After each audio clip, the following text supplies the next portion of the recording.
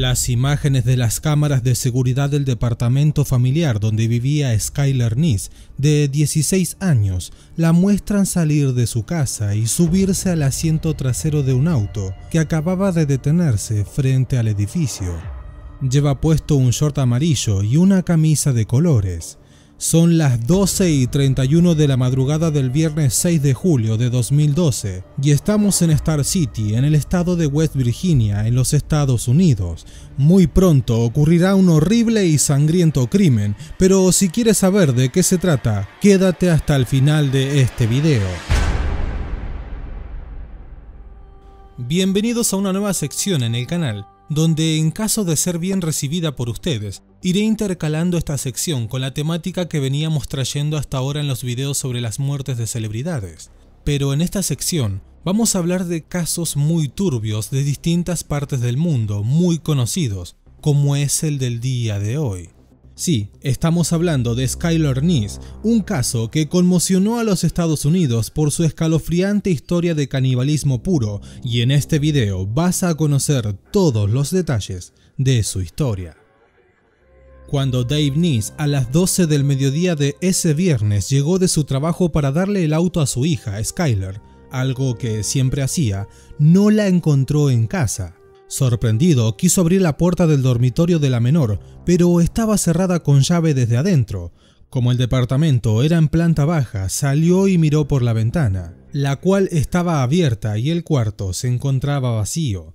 Inmediatamente llamó al celular de la íntima amiga de su hija, Sheila Eddy. Ella le contó que había hablado con Skylar por la noche, pero que no se habían visto. Un rato después llegó al departamento su mujer Mary. Dave le contó lo que estaba pasando, y es que su hija no estaba. Pero justo en ese momento, el teléfono sonó. Aquella llamada se trataba del agente del local Wendy's donde trabajaba Skylar, preguntando por ella. Querían saber por qué no había llegado todavía a su puesto de trabajo, y es que Skylar jamás había faltado o llegado tarde. De manera que los padres prometieron avisarle apenas supieran algo. Luego de aquello, Mary cortó y enseguida el teléfono volvió a sonar. Esta vez era Sheila Eddy, la mejor amiga de Skylar, y es que quería contarles la verdad. Ella y Rachel Schoaf habían estado con Skylar, pero el paseo había durado solo una hora. Dijeron que a las 11 de la noche la habían dejado en la esquina para que el ruido del auto no los despertara. Como era de esperarse, Dave y Mary ya estaban preocupadísimos y no dejaban de preguntarse con quién se habría ido su hija Skylar después de estar con sus amigas. De manera que decidieron ir a reportar su desaparición a la policía. Las autoridades recolectaron enseguida las imágenes de las cámaras de seguridad del edificio y de la zona. Cuando los Neese las vieron, sintieron alivio, y es que en la mala filmación se veía a Skylar salir por su propia voluntad y subirse a un vehículo, pero no se podía ver bien qué auto era. De manera que la policía no activó la alerta Amber que se emite cuando se sospecha un secuestro, y es que Skylar podría haberse fugado del hogar con alguien o podría ser una travesura adolescente para sobrellevar el aburrimiento. De modo que le dijeron que debían esperar un poco. Pero obviamente el padre no se conformó con esta idea, y es que no le cerraban aquellas hipótesis ya que conocía muy bien a su hija. Para él era muy extraño que Skylar se fuera de su casa sin el cargador del celular, algo elemental en un adolescente. Había dejado la ventana abierta, no se había llevado ropa, había dejado sus lentes de contacto y su planchita de pelo. Cabe destacar que Skylar odiaba sus rulos y no iba a ningún lado sin ella. Sí, para los Neese eran claros indicadores de que su hija Skylar pensaba volver a su casa a la brevedad. Por eso se dieron cuenta de que algo malo estaba ocurriendo. Skylar Neese había nacido en Morgantown, en el estado de West Virginia, Estados Unidos, el 10 de febrero de 1996. Era la única hija de Mary y Dave Neese. Su madre trabajaba como asistente administrativa en un laboratorio dedicado a problemas cardíacos y Dave era encargado de ensamblar productos en la cadena de supermercados Walmart. Skyler era la alegría de sus padres y una excelente estudiante de tercer año del University High School. Soñaba con ser una abogada experta en casos criminales. Además, con 16 años, dedicaba sus tardes a trabajar en la cadena de comidas rápidas Wendy. De pelo castaño, ojos azules y sonrisa perfecta, parecía una chica feliz, alegre y muy responsable. Ante la inicial pasividad de los detectives, los padres de la víctima se movieron con agilidad y, con la ayuda de los compañeros del colegio de su hija, repartieron folletos por todos lados. La que más colaboró fue su amiga de toda la vida, sí, Sheila Eddy, que, acompañada por su madre Tara, fueron puerta por puerta para ver si descubrían algo o si alguien la había visto. Sheila se mostró desesperada, incluso se tiró en la cama de Skyler a llorar desconsoladamente. Pasaron los días y distintas pistas falsas distrajeron a la policía de Star City. Perdían mucho tiempo con supuestos avistajes de la adolescente que terminaban en la nada. Mientras, en el colegio corrían rumores de los más diversos, de que Skyler se había encontrado con un depredador sexual por internet, de que había estado involucrada en los robos a bancos en la zona rural de Blacksburg, de que se drogaba y había huido y muchas cosas más. Pero algunos amigos de Skyler tenían otras teorías y sospechaban que sus dos íntimas amigas, sí, estamos hablando de Sheila Eddy y Rachel Shoaf, no decían toda la verdad. Y es que ellas constituían con Skyler un trío inseparable, o sea, algo debían saber. De manera que estos compañeros de clase desconfiados crearon cuentas anónimas en las redes sociales para hostigar a las chicas a ver si se quebraban. El 22 de agosto, Sheila publicó en Facebook un mensaje para su querida amiga Skyler, que continuaba sin dar señales de vida. Skyler regresa, en serio, no puedo lidiar en la escuela sin ti, te extraño demasiado. Como pasaba el tiempo y no había novedades sobre Skyler, el FBI y la Policía Estatal de West Virginia se unieron a la búsqueda. Pero el tiempo seguía pasando y cada vez todo se tornaba más y más difícil. 2 meses después, el FBI, luego de trabajar intensamente sobre las imágenes del video donde se la veía subir al auto, logró mejorar la nitidez. El auto al que la joven se había subido era un Toyota Camry. Aquello era un enorme avance en la investigación. Casualmente resultó ser que la familia de Sheila Eddy, con quien habría salido Skyler esa noche hasta las 11 horas, según admitían las chicas, tenía un Toyota Camry, mismo auto, mismo modelo al que se subió Skyler 1 hora y media después. De manera que obviamente la llamaron, querían hablar con ella para entender qué estaba pasando. Pero Sheila siguió con su coartada y repitió que la había ido a buscar con Rachel, pero aseguró que la había dejado en la esquina 1 hora más tarde. Sí, aquello ya lo había contado, por eso nadie cuestionó sus dichos, mucho menos la familia Nis, que conocía perfectamente a las chicas. Y es que Sheila era amiga de Skyler desde los 8 años y era como una hija más para ellos. Pero para los oficiales había algo que no les cerraba, y es que la coincidencia de autos era muy extraña. Con el paso de los días y con las declaraciones sucesivas comenzaron a saltar algunas incongruencias entre los testimonios de Sheila y Rachel. Rastreando las antenas de los celulares, descubrieron que el de Rachel se había conectado con una antena telefónica en un bosque de Blacksville, una localidad cercana. De manera que volvieron a hablar con ellas, pero esta vez por separado. Sheila declaró exactamente lo mismo una y otra vez. No cambiaba ni una sola coma de su relato, sonaba clara y convincente. Rachel, en cambio, titubeó y terminó reconociendo que esa noche habían ido en otra dirección a la que habían contado antes. Sí, se habían dirigido a aquel bosque de Blacksville que señalaba su celular. Sheila, enterada por Rachel de su rectificación testimonial, se presentó voluntariamente para cambiar también su versión. Evidentemente aquello fue una movida muy inteligente. La mujer policía que las interrogó, Jessica Cullivan, sin embargo, tenía un presentimiento. Sí, aquellas chicas evidentemente mentían. Ella comentó: La actitud de Sheila era tan desagradable, tan desprovista de emoción, a menos que le hicieras preguntas que no quería responder, y entonces sí, se deshacía en lágrimas. En cambio a Rachel la entrevistó nuevamente, pero por teléfono, y es que sus padres la habían enviado a un campamento religioso. Sullivan dijo que Rachel parecía despreocupada. No sé dónde está Skyler, tendrías que hablar con Sheila, yo no sé nada más. Todo lo que decía parecía parte de un guión estudiado.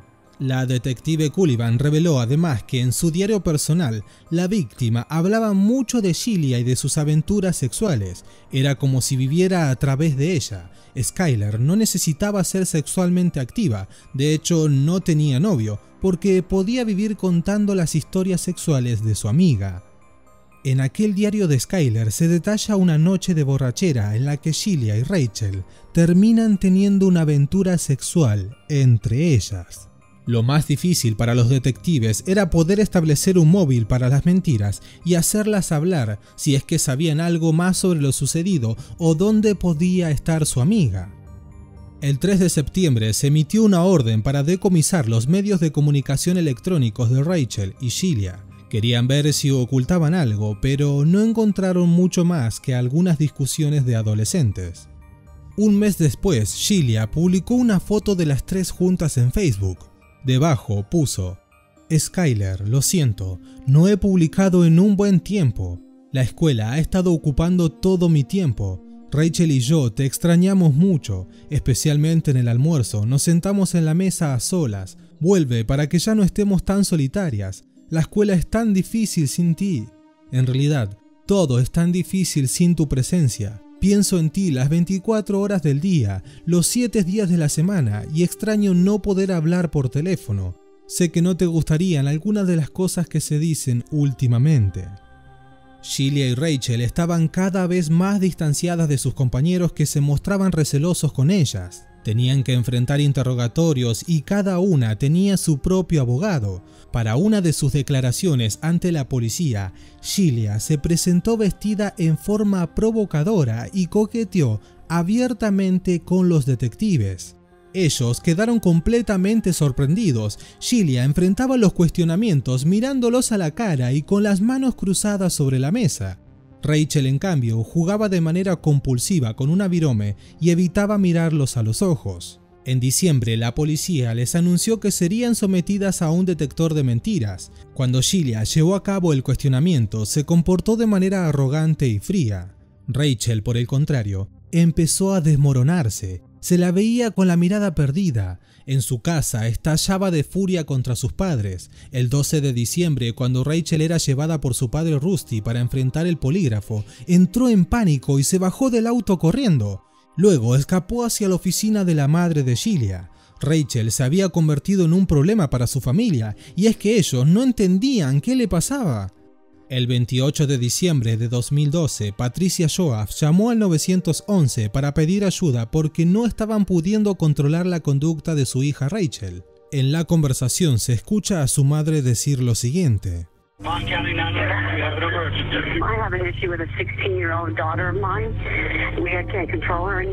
Tengo un problema con mi hija de 16 años, nos grita, nos pega y corre por el vecindario. Mientras la madre se anuncia al 911, detrás de su voz se escucha a Rachel gritando y llorando. No, no, no, esto se acabó, le dice Patricia a su hija. Mi marido está tratando de contenerla, por favor, vengan rápido. Sí, Rachel había tenido un colapso mental y fue ingresada en un hospital psiquiátrico.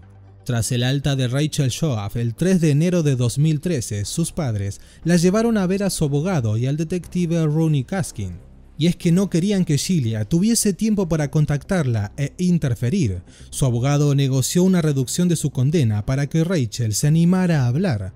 Los investigadores esperaban una confesión que tuviese que ver con una muerte accidental por drogas, pero lo que confesó Rachel los dejó helados. Nosotros apuñalamos a Skyler, no fue un accidente, fue un asesinato.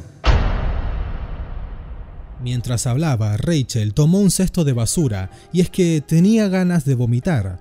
Luego siguió relatando lo sucedido, sin obviar detalles. Admitió que habían planeado matarla porque Skyler no nos gustaba más y no queríamos seguir siendo sus amigas, simplemente nos caía mal. Sí, había sido un frío y calculado crimen.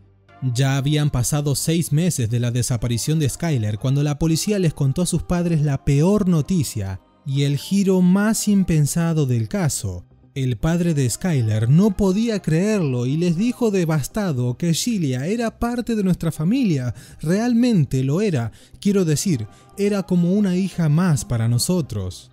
Luego de la confesión, Rachel llevó a los investigadores hasta donde habían ocultado el cadáver. Pero la tarea era difícil porque había demasiada nieve. Finalmente, con un vehículo especial y un perro entrenado, lograron encontrar el esqueleto de Skyler el 16 de enero de 2013. Estaba a 48 kilómetros de su casa y fue identificado por los peritos forenses. El 1 de mayo de 2013, Rachel Shoaf se declaró culpable de asesinato en segundo grado. Para la policía, encontrar pruebas para implicar a Sheila no era tarea fácil. Probaron con micrófonos ocultos, pero la joven era fría, inteligente y calculadora. Finalmente, consiguieron órdenes de allanamiento para su vivienda familiar y el auto. Allí encontraron rastros de sangre de Skyler en unos cuchillos de cocina y en el vehículo. Por fin la tenían. Los fiscales identificaron a la nueva acusada ante los medios y anunciaron que sería juzgada como adulta. Sheila fue acusada el 6 de septiembre de 2013 por secuestro, asesinato en primer grado y conspiración. Ella sostuvo que era inocente, pero terminó siendo declarada culpable y sentenciada a cadena perpetua con la posibilidad de pedir la libertad condicional al cumplir 15 años de cárcel. Por haber colaborado, Rachel Shoaf salió mejor parada, 30 años de prisión con la posibilidad de obtener la libertad bajo palabra a los 10 años. Ambas, con 23 años, están presas todavía en el centro correccional de Lincoln. Después de la confesión de Rachel, los investigadores armaron el rompecabezas de lo sucedido y a continuación presta mucha atención porque voy a contarte cómo sucedieron los hechos. El 5 de julio de 2012, Skyler regresó al departamento de su familia luego de su turno laboral en el local Wendy. Eran las 10 de la noche y encontró a sus padres viendo televisión en el sillón del living. Les dio un beso a cada uno, les dijo que los amaba y que se iba a la cama porque estaba muy cansada. Se metió en su cuarto y cerró la puerta. El sistema de videovigilancia del departamento la muestra saliendo a través de la ventana de su habitación a las 12:31 de la madrugada del 6 de julio. Se subió al auto conducido por Sheila. La salida se había concretado apenas un rato antes.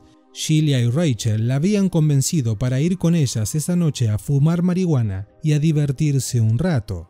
Hacía un tiempo que no salían juntas porque habían discutido un par de veces. El plan de las adolescentes era pasarla bien, o por lo menos el que creía Skyler, porque el plan real de sus amigas era otro. Hacía 9 meses que Rachel y Sheila estaban entretenidas planeando el asesinato de Skyler. Ya en octubre de 2011 habían estado pensando en cómo deshacerse de ella y durante la clase de ciencias, Sheila dijo en voz alta: «Deberíamos matarla». Uno de los chicos presentes en esa conversación le avisó a Skyler, pero ella le respondió que solo era un juego de sus amigas. Aquella noche tenían todo preparado. En el baúl del auto pusieron lavandina, trapos de limpieza, ropa, cuerdas, toallitas de papel, una pala que le habían robado al papá de Sheila y prendas limpias para cambiarse luego del crimen. Dentro de los buzos, bajo sus axilas, iban escondidas las armas que habían sacado de la cocina de Sheila, 2 cuchillos, pero para no lastimarse con el filo, las habían envuelto cada una en un repasador. Skyler se subió al auto y no le llamó la atención que a pesar del calor, ya que hacían 29 grados, sus 2 amigas llevaran puestos buzos con capucha. El detalle no era para nada menor. Las 3 adolescentes se dirigieron hacia el norte por la ruta 19 para intentar luego tomar la ruta 7, pero vieron a un patrullero de la policía estacionado a un lado del camino y optaron por regresar a Star City, ya que tenían que evitar meterse en problemas con la ley y que las pescaran con marihuana. de manera que tomaron un camino alternativo.